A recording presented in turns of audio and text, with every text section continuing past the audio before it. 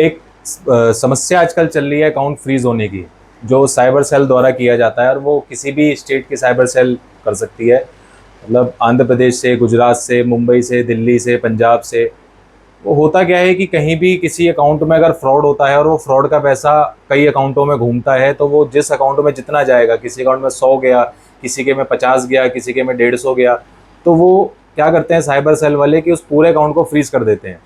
हमारे साथ एडवोकेट योगेश सिंह हैं, जो इस पूरी समस्या का समाधान आपको बताएंगे, जिसमें शुरुआत से लेकर एंड तक, यानी कि ये अकाउंट क्यों फ्रीज होते हैं, कैसे होते हैं, क्या रीज़न है, और अगर आपके अकाउंट फ्रीज हो गया है साइबर सेल द्वारा, तो उसको आप कैसे अनफ्रीज करा सकते हो। तो इसकी पूरी जानकारी आज हम योगेश सर से लेंगे। सर, स्वागत है आपका। सर, सबसे पहली आजकल जो समस्या है वो ये है कि लोगों के जो अकाउंट फ्रीज हो रहे हैं, और ये मेजर समस्या हो गई है आज के समय में। इतने लोगों के मैसेजेस हैं हमारे पास, या इतने लोगों के कॉल्स हैं कि एक 100 रुपये के लिए, 150 रुपये के लिए, 200 रुपये के लिए लोगों के अकाउंट में, जो 1.5 लाख किसी के अकाउंट में है, किसी में 20 लाख है, 10 लाख है, पूरे अकाउंट को फ्रीज कर दिया जा रहा है। लोगों को इतनी परेशानी भुगतनी पड़ रही है। तो सबसे पहले हम आपसे जानना चाहेंगे कि ये अकाउंट फ्रीज साइबर सेल करता क्यों है, क्या उनके पास रीज़न है। तो आप सबसे पहले इस बात का जवाब हमें दीजिए। देखिए, जब से डिजिटल करेंसी आ गई है हमारे देश में और लोग अब नॉर्मल पेपर करेंसी के जगह पे डिजिटली अपनी ट्रांजैक्शंस को कर रहे हैं, तो अब जो फ्रॉड्स हैं या आप एक तरह से कह सकते हैं जो चोर हैं, अब चोरी भी डिजिटल हो गई है, ठगी भी डिजिटल हो गई है। जैसे जैसे आप अपने ट्रांजैक्शन के माध्यम को बदलेंगे, तो जो उनके लुटेरे हैं, जो उनको लूटने का काम करते हैं, वो भी अपने आप को अपग्रेड करेंगे। तो जब से डिजिटल करेंसी आ गई है, तो चोर हो गए, ठग हो गए, ये भी डिजिटल हो गए। तो इन सब से निपटने के लिए गवर्नमेंट ने और स्टेट गवर्नमेंट्स ने एक स्ट्रेटेजी बनाई कि भाई पुलिस को भी अपग्रेड होना पड़ेगा। तो उसकी जगह पे एक इकाई बनाई गई जिसे साइबर सेल कहते हैं। जब भी कोई ऑनलाइन ट्रांजैक्शन से या धोखाधड़ी या कोई मनी लॉन्ड्रिंग हुई है या कोई इलीगल पैसे की ट्रेल जो है वो आपके अकाउंट्स में सर्कुलेट्स हो रही हैं, तो ये काम साइबर सेल का है कि साइबर सेल इस चीज़ को चेक करती है कि क्या कोई मनी लॉन्ड्रिंग या कोई इलीगल मनी की ट्रेल या कोई धोखाधड़ी का पैसा आपके अकाउंट से इधर से उधर तो नहीं हो रहा है। तो इन सब चीज़ों को देखते हुए जब साइबर सेल के पास कंप्लेंट पहुंचती है, आपने कई बार देखा होगा कि आप मोबाइल में जब कॉल करते हैं तो एक अमिताभ बच्चन की कॉल में आता है, अगर आप साइबर ठगी के शिकार हो गए हैं तो फलाने नंबर में कॉल करें। अब मान लो आपके अकाउंट में 10,000 रुपये थे,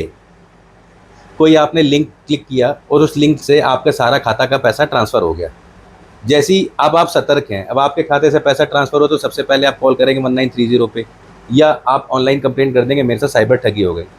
जैसे ही ये कंप्लेंट वहाँ पे पहुँचती है या आप ऑनलाइन माध्यम से जब आप बताते हैं कि मैं साइबर ठग का शिकार हो गया हूँ, तो सबसे पहले आप अपने अकाउंट की डिटेल्स, अपना पैन कार्ड, अपना आधार कार्ड, कितने टाइम का ट्रांजैक्शन था, कितने रुपए की ट्रांजैक्शन थी, किस लिंक को आपने खोला, तो ये सारी डिटेल्स देते हो। तो सबसे पहला काम जो साइबर पुलिस करती है, प्रॉम्प्ट एक्शन जो लेती है, वो इसी चीज़ का लेती है कि जिस खाते से आपके यहाँ पे खाते से आपका पैसा ट्रांसफ़र किया है, वो उसे लीन कर देती है, यानी उसे फ्रीज़ कर देती है। वो लीन तो उस पैसे को ही किया जाता होगा, लेकिन पुलिस क्या कर रही है, वो तो पूरा अकाउंट फ्रीज कर रही है। देखिए, अभी तक तो पुलिस पूरा अकाउंट ही फ्रीज कर देती थी, क्योंकि पुलिस के पास में सर्च एंड सीजर का पावर जो है सीआरपीसी में और बीएनएसएस में दिया हुआ है।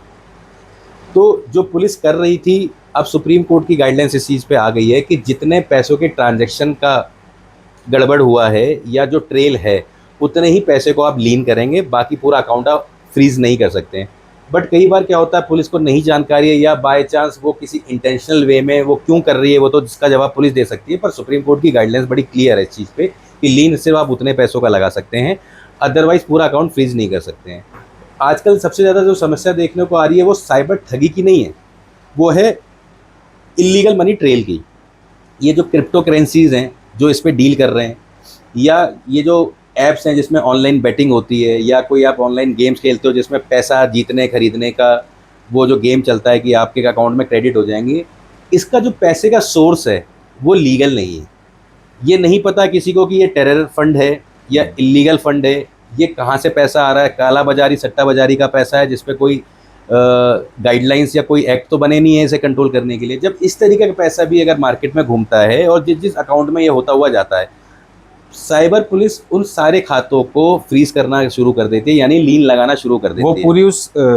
टेल को फ्रीज करेगी? बिल्कुल। मतलब अब मान लीजिए चाहे आपके किसी के पास- अकाउंट में 1000 गए, हाँ, 500 गए, 100 क्योंकि गए। उसे नहीं पता ना कि जो आगे पैसा दिया जा रहा है वो उसी का एक पार्ट पेमेंट आप किसी को कर रहे हो या आप नेचुरली कुछ और कर रहे हो। जैसे कि मान लीजिए आपके अकाउंट में इलीगल तरीके से 10,000 रुपये आए, आपकी कंप्लेंट हो गई। अब आपने जब तक पुलिस एक्शन लेती, उससे बाद में आपने एक एक्स से सब्जी खरीदी, वाई से आपने कुछ कपड़े खरीदे और जेड में जाके आपने किसी मॉल में शॉपिंग कर ली,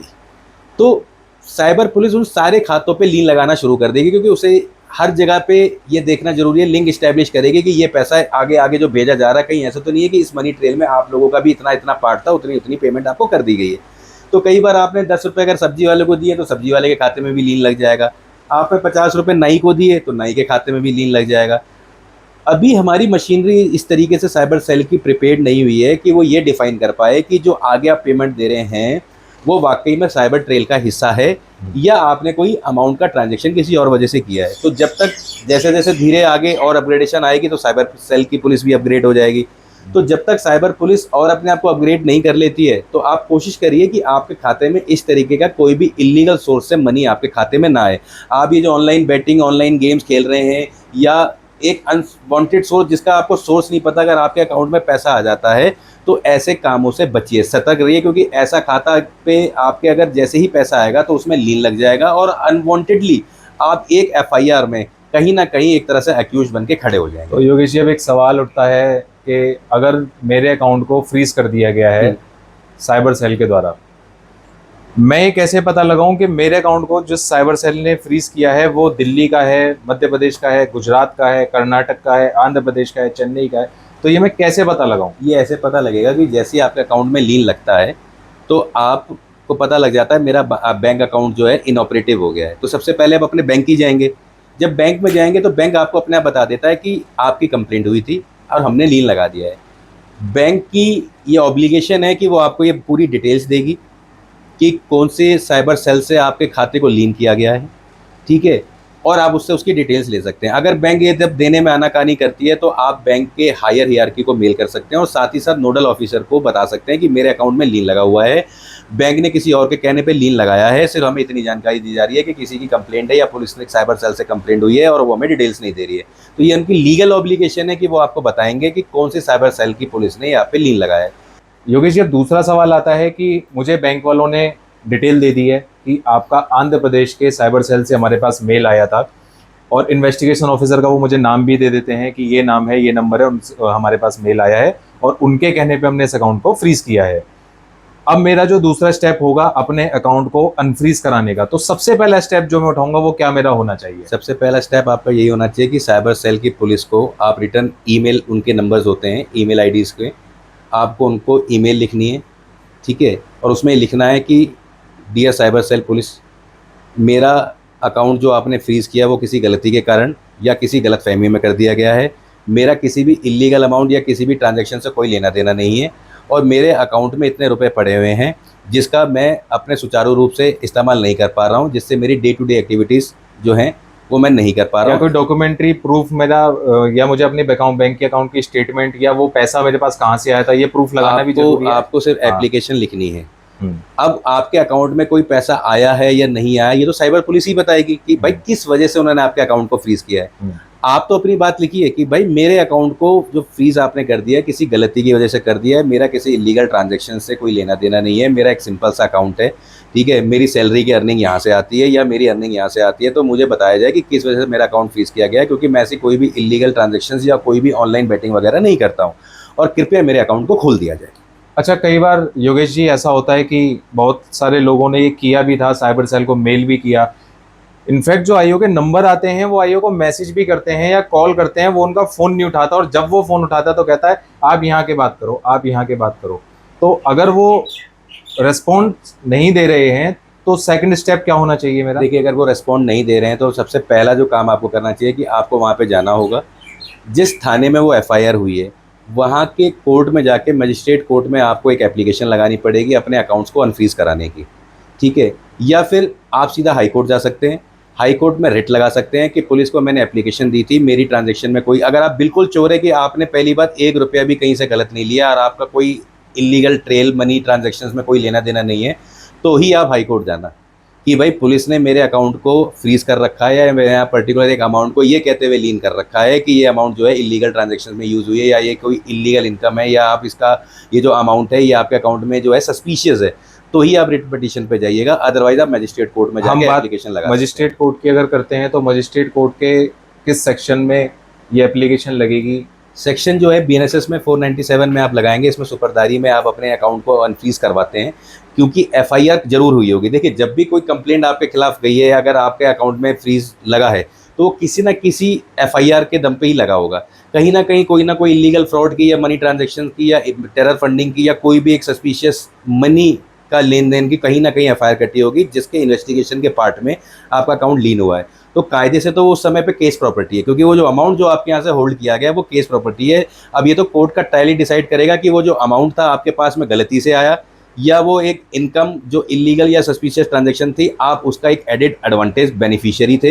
ये तो ट्रायल में ही पता लगेगा। इन केस अगर मैं वहाँ नहीं जा पाता हूँ, क्योंकि मेरे लिए तो पॉसिबल नहीं होगा, मैं दिल्ली में बैठा हूँ, मैं मध्य प्रदेश कैसे चला जाऊँ, तो मेरे पास लास्ट ऑप्शन जो आप बताते हो कि मुझे high court, honourable high court जाना चाहिए। हाई कोर्ट जाना चाहिए, लेकिन हाई कोर्ट आप तभी जा सकते हैं। देखिए, कई लोग आपको सीधा कह देते हैं हाई कोर्ट जा सकते हैं। हाई कोर्ट आप तभी जा सकते हैं जब आप बिल्कुल श्योर हैं कि मेरे अकाउंट से कोई भी सस्पिशियस या इलीगल ट्रांजैक्शन नहीं हुआ, या जो मेरे अकाउंट में जो भी पैसा है वो कहीं से भी सस्पिशियस ट्रांजैक्शंस का हिस्सा नहीं है, और आपने साइबर पुलिस को बाकायदा मेल कर दी थी कि मेरा अकाउंट अनफ्रीज कर दिया जाए, और अगर मैंने कुछ गलत ट्रांजैक्शन करी है तो उसकी मुझे डिटेल्स दी जाए। अगर पुलिस आपको कुछ चीज़ बता ही नहीं रही है या साइबर पुलिस आपको कॉपरेट ही नहीं कर रही है, तो ही आप हाई कोर्ट में रिट पर जा सकते हैं, क्योंकि आपके फंडामेंटल राइट का उल्लंघन हो रहा है। राइट टू लाइफ की आपकी आज़ादी है भाई, आप पैसा ही अपना इस्तेमाल नहीं कर पाओगे तो आप ज़िंदगी कैसे जी पाओगे? तो इसलिए आप रिट की तरफ जा सकते हैं। लेकिन मेरा कहना यह है कि पहले आप साइबर पुलिस से बात करिए। साइबर पुलिस अगर आपको कोऑर्डिनेट नहीं करती है तो ही आप इस रास्ते पे जाना जब आपकी ट्रांजैक्शन बिल्कुल आप श्योर हो कि मैंने कोई भी सस्पिशियस एक्टिविटी नहीं करी। अगर आपको लगता है कि आपने कहीं से ऑनलाइन बैटिंग से पैसा कमाया है या कोई इलीगल अमाउंट आपके पास में आई है जिसका ट्रांजैक्शन आप प्रूव नहीं कर सकते, तो आप रिट पिटीशन में मत जाइएगा। आप सीधा मजिस्ट्रेट कोर्ट में जाके सुपरदारी लगाते हुए अपनी अकाउंट की अनफ्रीज की एप्लीकेशन लगा सकते हैं, जिसमें आपका अकाउंट अनफ्रीज कर दिया जाएगा। लेकिन वो पार्ट जो अमाउंट है जो सस्पिशियस है वो लीन रहेगा, वो लीन रहेगा। तो दर्शकों, जैसा आपने सुना, एडवोकेट योगेश जी ने बताया कि अगर आपके अकाउंट को फ्रीज कर दिया गया है साइबर सेल द्वारा, तो सबसे पहला आपको क्या करना है कि बैंक से उस इन्वेस्टिगेशन ऑफिसर का नंबर या मेल लेनी है और अपने प्रूफ जो भी आपके पास डॉक्यूमेंट्री प्रूफ हैं वो उसको वाया मेल उसको प्रोवाइड कराने हैं। अगर वो उस पर प्रॉम्प्ट एक्शन नहीं ले रहा है और वो आपको डिले कर रहा है, बार बार आपके अकाउंट का कोई जानकारी नहीं दे रहा है या उसको अनफ्रीज नहीं कर रहा है, तो आप फिर मजिस्ट्रेट कोर्ट में सुपरदारी BNSS अंडर सेक्शन 497 में एप्लीकेशन लगाएंगे। अगर आपको वहाँ से भी रेमेडी नहीं मिल पा रही है तो फिर सीधा आप ऑनरेबल हाई कोर्ट में एक रिट पिटीशन दायर करेंगे right to live with dignity में, जो आर्टिकल 21 हमारा कहता है। आपको वहाँ से रेमेडी फिर ज़रूर मिलेगी,